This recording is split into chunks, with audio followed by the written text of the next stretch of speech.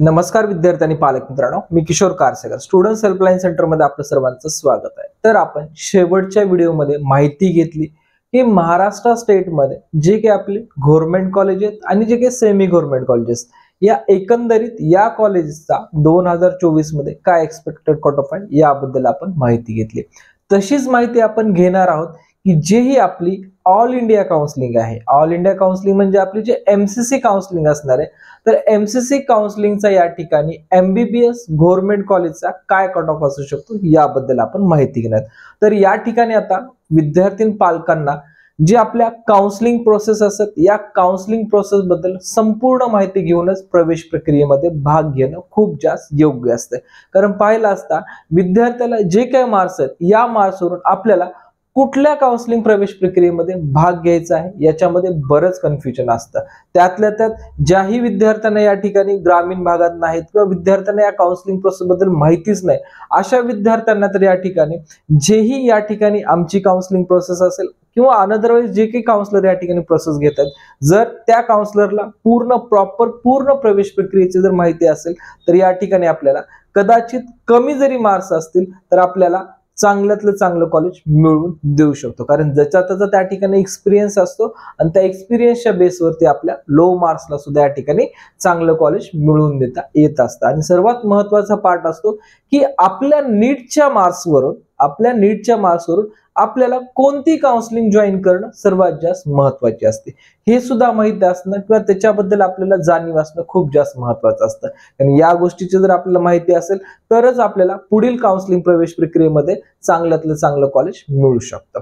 तर या ठिकाणी आपण ज्या काही वेगवेगळ्या काउन्सिलिंग प्रवेश प्रक्रियेत त्याबद्दल आपण माहिती थोडक्यात घेऊ आणि त्यानंतर पुढील भागामध्ये किंवा आपण पुढील प्रोसेसमध्ये या काउन्सिलिंगचं इन डिटेल इन्फॉर्मेशन घेणार आहोत। आणि हा मी तुम्हाला माहिती का देत आहे, कारण लास्ट व्हिडिओमध्ये आपण महाराष्ट्र स्टेट काउन्सिलिंग बद्दल माहिती घेतली। आता या व्हिडिओमध्ये आपण संपूर्ण भारतातले जे काही एमबीबीएस गव्हर्नमेंट कॉलेजेस आहेत याबद्दल आपण माहिती घेणार। तर ज्यावेळेस आपण ऑल इंडिया काउन्सिलिंग कंडक्ट कोण करतं? एमसीसी ही तुमची ऑल इंडिया काउन्सिलिंग या ठिकाणी कंडक्ट करत असतं। मग या एमसीसी अंतर्गत कुठल्या कुठल्या कॉलेजची ऍडमिशन प्रवेश प्रक्रिया होतात, तर यामध्ये आपल्याला सर्वप्रथम जे आपल्या इंडियात किंवा या ठिकाणी सर्व ज्या नीट ऍस्पिरंटचं या ठिकाणी स्वप्न असतं की मला भारतातल्या चांगल्यातल्या चांगल्या मेडिकल कॉलेजमध्ये ऍडमिशन मिळावं, त्या अनुषंगाने या ठिकाणी एम्सचे जेही या ठिकाणी काउन्सिलिंग होती, हे एम्सची संपूर्ण काउन्सिलिंग हे एमसीसी अंतर्गत किंवा ऑल इंडिया काउन्सिलिंग अंतर्गत होत असते। नेक्स्ट आहे आपलं जिपमारचं कॉलेज। जिपमारची सुद्धा काउन्सिलिंग एमसीसी अंतर्गत होती आणि एम्स, जिपमार, एएफएमसी या 3 कॉलेजचा जर आपण विचार केला तर या 3 कॉलेजेस टाइप मध्ये आपल्याला 100% जे कॉलेजच्या सीट असतात त्या 100% कॉलेजच्या सीट या एमसीसी काउन्सिलिंग अंतर्गत भरल्या जात असतात। त्यातल्या त्यात काही सेंट्रल युनिव्हर्सिटी येतात, तर सेंट्रल युनिव्हर्सिटीच्या सुद्धा या ठिकाणी काही कॉलेजच्या जागा या एमसीसी अंतर्गतच भरल्या जात असतात।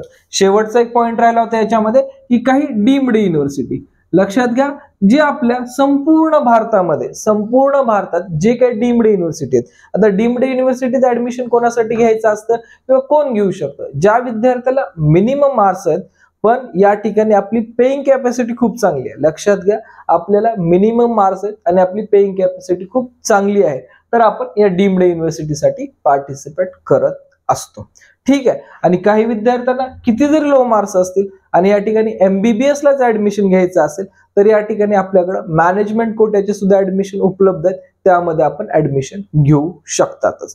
ठीक आहे। तर या अंतर्गत तुमची एमसीसी काउन्सिलिंग याबद्दल तुम्हाला एमसीसी मध्ये कुठल्या जागा भरता येतात या तुम्हाला इन्फॉर्मेशन दिली। लास्ट व्हिडिओमध्ये सांगितलं होतं आणि आताही सांगू शकतो मी, आपली स्टुडंट हेल्पलाईन सेंटरची एक मार्गदर्शक पुस्तिका आहे।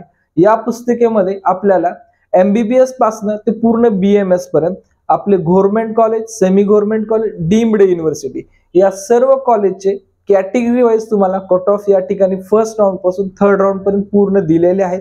त्यासोबतच आपल्याला या सर्व कॉलेजचे जी काही फी स्ट्रक्चर आहेत हे सुद्धा तुम्हाला या ठिकाणी आम्ही दिले आहेत। आता हे माहिती पुस्तक आपण का देतो हे लक्षात घ्या, कारण जेवढेही विद्यार्थी आहेत आपल्याकडे लातूर अथवा पुणे या ठिकाणी पेड काउन्सिलिंगला जॉईन होऊ शकतात, पण एक सर्टन लिमिट पर्यंत आम्ही काही ऍडमिशनच घेत असतो। नंतर जेही विद्यार्थी आम्ही घेऊ शकत नाही पण त्यांना आमची कुठेतरी काहीतरी हेल्प व्हावी या अनुषंगाने आपली माहिती पुस्तकं असते आणि या माहिती पुस्तकातून विद्यार्थ्यांनी थोडा अभ्यास करून जरी या ठिकाणी आपले ऑप्शन फॉर्म भरले तरी या ठिकाणी आपल्याला चांगल्यातले चांगले कॉलेज मिळू शकतात.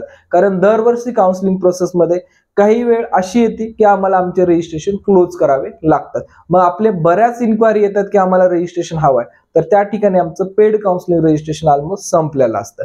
हे दरवर्षीची आम्ही प्रोसेस पाहिली असता आम्ही गेल्या 2 वर्षापासून या माहिती पुस्तकं विद्यार्थ्यांना देत असतो की त्यामध्ये पूर्ण काउन्सिलिंग प्रोसेस बद्दल आणि कट ऑफ बद्दल इन्फॉर्मेशन दिलेली असते आणि हे information as per last year असणार आहे, हे पण विद्यार्थ्यांनी लक्षात ठेवायचं. आणि जे काही या ठिकाणी अपडेटेड इन्फॉर्मेशन किंवा 2024 मध्ये जे काही अपडेटेड इन्फॉर्मेशन असेल हे इन्फॉर्मेशन जे पेडचे ग्रुप आहेत व्हॉट्सअपचे त्या व्हॉट्सअपच्या ग्रुपवरती तुम्हाला मिळेल. पण जे विद्यार्थी पेड करू शकत नाहीत अशा विद्यार्थ्याला आपण आपलं जेही टेलिग्रामचं चॅनल आहे या टेलिग्रामच्या चॅनलवरती या इन्फॉर्मेशन आपण अवेलेबल करून देत असतो. लक्षात घ्या, या ठिकाणी पेड केलात म्हणूनच तुम्हाला इन्फॉर्मेशन दिली जाणार आहे असा काही भाग नाहीये. आपल्यासाठी टेलिग्रामवरती सुद्धा आम्ही फ्री ऑफ कॉस्ट मध्ये काउन्सिलिंगच्या काही गोष्टी आम्ही त्या ठिकाणी शेअर करत असतो. तर या ठिकाणी तुम्हाला जसं मी MCC काउन्सिलिंगचं समजावून सांगितलं त्याच प्रकारे यामध्ये आपण डीम्ड युनिव्हर्सिटी पर्यंत आलो होतो. नेक्स्ट आहे याच काउन्सिलिंग मध्ये जेवढेही सर्वात महत्वाचा पॉइंट याच काउन्सिलिंग मध्ये संपूर्ण भारतातले, लक्षात घ्या, संपूर्ण भारतातले जेवढेही गव्हर्नमेंट कॉलेजेस आहेत या संपूर्ण भारतातल्या गव्हर्नमेंट कॉलेजच्या 15% जागा या MCC अंतर्गतच भरल्या जात असतात. लक्षपूर्वक माहिती घ्या. MCC काउन्सिलिंग अंतर्गत AIIMS, JIPMER, AFMC, central university, deemed colleges त्यासोबत जे आपल्या संपूर्ण भारतामध्ये जेवढे गव्हर्नमेंट कॉलेजेस आहेत या गव्हर्नमेंट कॉलेजच्या 15% जागा या MCC काउन्सिलिंग अंतर्गत भरल्या जातात. मग आता विद्यार्थी पालकांना प्रश्न पडेल की आम्ही 15% पार्टिसिपेट करावं की 85% करावं की आम्ही दोन्ही काउन्सिलिंग मध्ये पार्टिसिपेट करावं. खूप महत्वाचा पॉइंट आहे, कारण या ठिकाणी आल्यानंतर जेव्हा विद्यार्थी काउन्सिलिंग प्रोसेस मध्ये सहभागी होतात त्यावेळेस असे एक नाही अनेक आपल्याला क्वेश्चन्स पडत असतात. तर त्या अनुषंगाने तुम्हाला काउन्सिलिंग मध्ये या सुद्धा गोष्टी आम्ही क्लिअर करत असतो की आपल्याला एक्झॅक्टली कुठली काउन्सिलिंग जॉईन करायला पाहिजे. तर या ज्या 15% जागा आहेत या पूर्ण 15% जागा MCC आपल्या मेरिट बेसवरती या ठिकाणी राऊंड थ्रू भरत असते. ऑनलाईन तुमचे राऊंड प्रवेश प्रक्रिया होत असते, या राऊंड प्रवेश प्रक्रियेतून आपले घेतले जात असतात.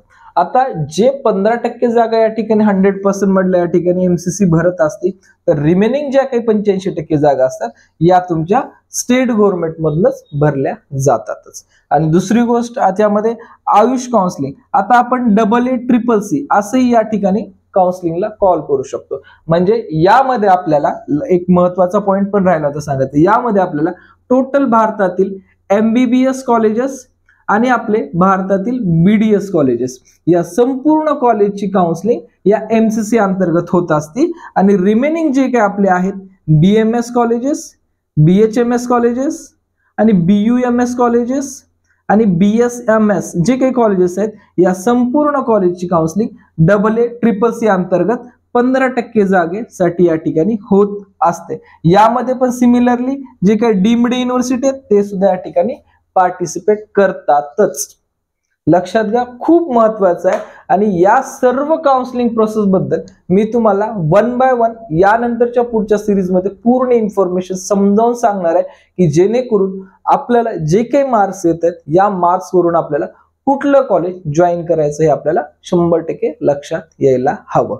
आणि सर्वात महत्वाची गोष्ट आहे, आजचा जो ही आपला नीटचा एक्झामिनेशन झाला आहे या एक्झामिनेशन पेपरच्या ज्याही आन्सर की आहेत या आन्सर की आपल्या व्हॉट्सअप ऍज वेल एज टेलिग्राम चॅनलवरती आपण अपडेट केलेले आहेत. ज्याही विद्यार्थ्यांना हवा असेल ते विद्यार्थी त्या ठिकाणी जाऊन अपडेट करू शकतात किंवा त्या ठिकाणी आपले डाउनलोड करून आपले मार्क्स या ठिकाणी चेक करू शकतात. आता आपण या व्हिडिओमध्ये माहिती घेतो MCC काउन्सिलिंग अंतर्गत या ठिकाणी काय कट ऑफ आहे याबद्दल. तर यामध्ये MCC काउन्सिलिंगचा जर विचार केला तर या ठिकाणी जे कॅटेगरी येतात, कॅटेगरीमध्ये आपल्याला ओपन येते, EWS येते, OBC येते, SC येते, ST येते आणि PWD जे काही रिझर्वेशन अंतर्गत येतात तेच कॅटेगरी आपल्याला येत असते. यामध्ये लक्षात घ्यायचं महाराष्ट्रामधल्या जेही NT1, NT2, NT3, VJDT या कॅटेगरीचा सहभाग होत असतो या ठिकाणी OBC मध्ये. लक्षात घ्या, महाराष्ट्रातल्या ज्याही NT1, NT2, NT3 या जे आणि VJDT या जे कॅटेगरी याचा सहभाग होतो आपला सेंट्रली ओबीसी मध्ये, त्यामुळे या कॅटेगरी तुम्हाला दिसणार नाहीयेत. तर आपण या ठिकाणी ओपन कॅटेगरीचा जर कट ऑफ पाहिला असता तर जवळपास 2024 मध्ये एक्सपेक्टेड आहे 612 पासून 618 मार्कापर्यंत हा कट ऑफ जाऊ शकतात.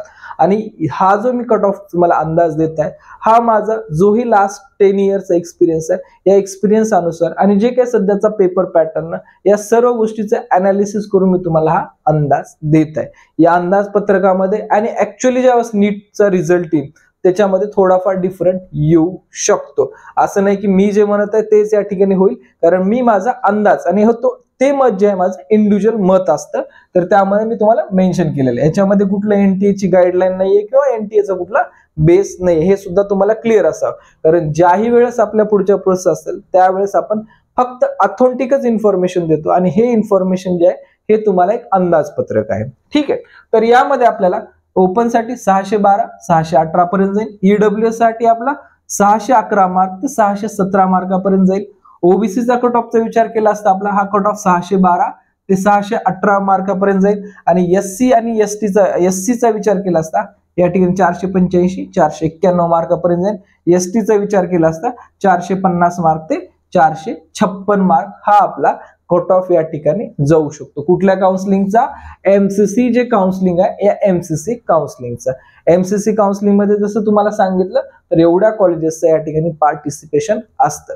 बाकी जे काही डीम्ड युनिव्हर्सिटीचे कॉलेजेस आहेत या डीम्ड युनिव्हर्सिटी कॉलेजेसचा कट ऑफ हा सर्वात मिनिमम कट ऑफ असतो आणि याबद्दल मी तुम्हाला सेपरेटली व्हिडिओमध्ये माहिती देईल. त्या डीम्ड युनिव्हर्सिटी ऍज वेल एज मॅनेजमेंट कोटा कसे ऍडमिशन असतात आणि ते कशा पद्धतीने करून आम्ही देत असतो याबद्दल सुद्धा तुम्हाला डिटेल इन्फॉर्मेशन मी त्या व्हिडिओमध्ये शेअर करेल. ठीक आहे, तर हा जो कट ऑफ आहे लक्षात घ्या हा AIQ कट ऑफ आहे. लक्षात घ्या, आपण स्टेट ऑफ महाराष्ट्राचा लास्ट व्हिडिओमध्ये पाहिलेला आहे. ज्या विद्यार्थ्यांनी पाहिला नसेल तर तो व्हिडिओ